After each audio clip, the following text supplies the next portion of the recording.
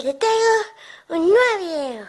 Bueno, ahora voy a decir que hago en un día de lluvia. Lo que hago en un día de lluvia es jugar con mi dueño que le estoy moviendo la pata.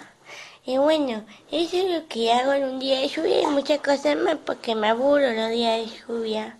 A mí me gusta jugar mucho a las escondidas y jugar con este coso que no sé cómo se llama. ¡Te encontré!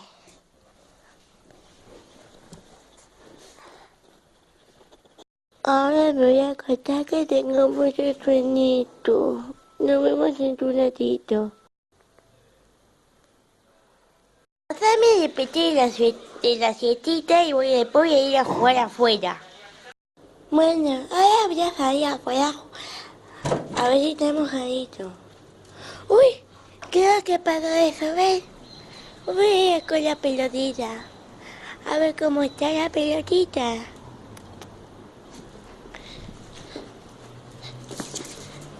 Uy, a mí me encanta jugar. Me decían Messi. Acá está mi dueña jugando. Y bueno, la próxima cuando venga mi primito Genaro, vamos a poder jugar juntos. Espero que les haya gustado el video. Suscríbanse. Y le quiero mandar un saludo a mi primito Genaro. Espero que esté viendo este video, Gena. Un saludito y nos vemos en otro video, amiguitos. ¡Chao!